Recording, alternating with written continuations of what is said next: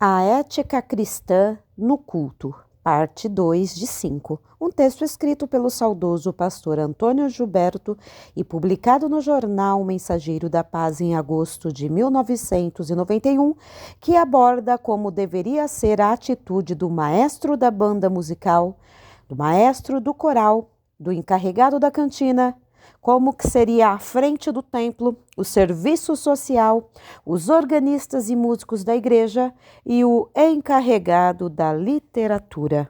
Um povo que não conhece a sua história está condenado a repeti-la. Se inscreva no canal, comenta, curta, compartilha e ative o sininho das notificações.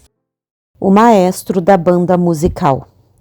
Na sua área de responsabilidade, exercer de maneira discreta controle quanto à desordem durante o culto. Não permitir conversa sob hipótese alguma no recinto da banda. Não permitir ensaio logo antes do culto no santuário do templo, porque é naquele momento que muitos estão chegando para o culto e querem orar, meditar e concentrar-se diante de Deus. E como poderão fazê-lo em meio ao barulho do ensaio?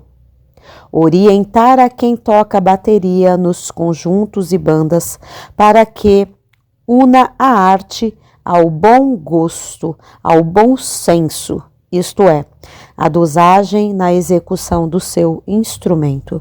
O que está havendo é mais uma demonstração de arte, de artificialismo. Quando a adoração a Deus é primeiramente uma atitude do coração. Nem sempre louvar é adorar a Deus, segundo Crônicas 29 e 30. Nos ensaios do coral, banda e conjunto, tratar do assunto da reverência no culto divino e solicitar a cooperação de cada um com oração, jejum e boa vontade, para Deus operar nessa área de modo a termos um culto mais solene, mais espiritual, mais pentecostal. O que está acontecendo é algo estranho, confuso, sacrílego, que nos leva a perguntar a cantores, músicos e à própria congregação: que Deus é esse de vocês que recebe este tipo de culto tão inferior, tão deturpado e totalmente misto? Deve haver um limite de números musicais a serem executados durante o culto pelos órgãos musicais de uma igreja, especialmente quando esta dispõe de banda, coral, conjunto, quarteto, solistas, etc. Deixar isso por conta dos dirigentes é falta de sabedoria do obreiro que dirige o culto, e é dele que Deus requererá contas dessas irregularidades. Igrejas dotadas de muitos órgãos e recursos musicais, basta que seu pastor, o responsável, escale quem deverá tocar em determinados dias. Agora, dirigir o culto apresentando só música é desordem, é falta de compostura, desequilíbrio. O maestro do coral. As mesmas observações feitas no item anterior aplicam-se aqui ao coral. Encarregado da cantina. Igrejas que têm cantina devem fechá-la totalmente, no mínimo, meia hora antes do início do culto. Os encarregados devem sair da cantina e apagar suas luzes para desmotivar alguém a insistir em vender mais alguma coisa.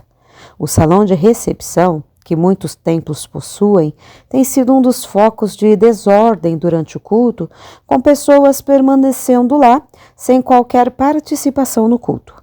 Os diáconos deverão cuidar dessa parte, providenciando para que ninguém fique nesse salão enquanto o culto prossegue. Do contrário, haverá duas reuniões na mesma casa do Senhor, uma espiritual, outra secular, porém indébita, por ser o horário do culto a Deus.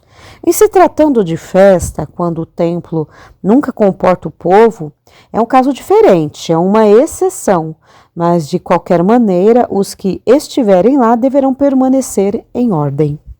À frente do templo. Uma vez transposto o portão da rua diante do templo, já é templo e não deve haver mais desatenção, irreverência, conversa a partir daí. A má impressão que leva da igreja estranhos, visitantes, que presenciam o péssimo comportamento das pessoas que ficam na área da frente da igreja. É assunto para a diretoria da igreja estudar. Caso o problema continue, isto é, como negar o uso de uma área a crentes desobedientes e descrentes totalmente irreverentes? Quem ficar na frente do templo por falta de lugar no seu interior deve manter-se em atitude reverente.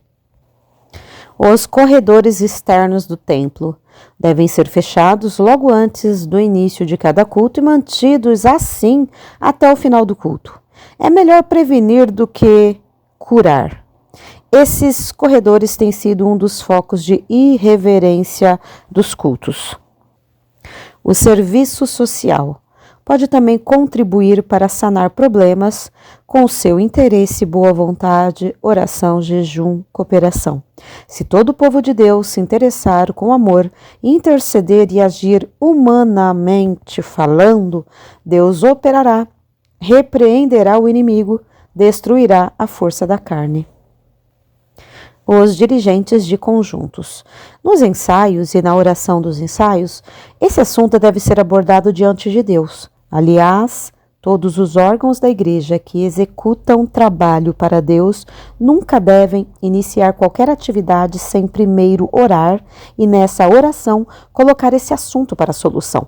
Falar a cada componente de órgãos musicais para que, durante o culto divino, todos se mantenham sempre orando em espírito e no espírito, sem conversar, sempre atentos. Os organistas e músicos da igreja. Se tocarem antes do culto começar, o que deverão fazer sob orientação do maestro, deve ser música meio tom, suave, apropriada para elevar a alma a Deus naqueles momentos preciosos que precedem o culto divino. Barulho oco para preencher o tempo é apenas passatempo. Não é louvor a Deus e muito menos adoração. Durante o culto, não ensaiar instrumento, como às vezes se nota. Não teclar levemente seus instrumentos durante o culto, pois qualquer um nota isso. Além do mais, isso significa que esse crente não está interessado no bom andamento do culto, nem cooperando em espírito para uma maior concessão das bênçãos divinas sobre o mesmo. O encarregado da literatura.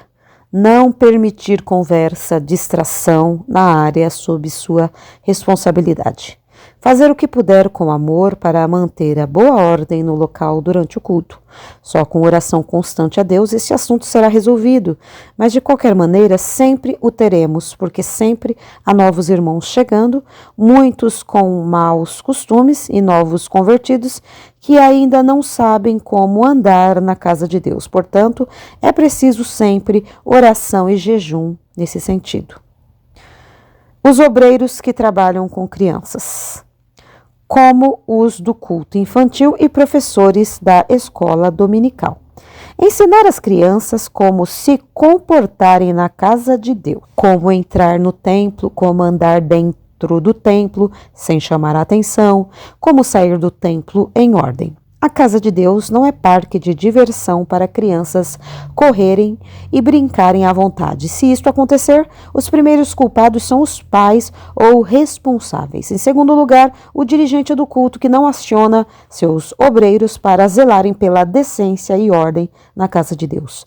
É dever do dirigente de cultos ter diáconos distribuídos em locais estratégicos dentro e fora do templo para cooperarem nesse mistério.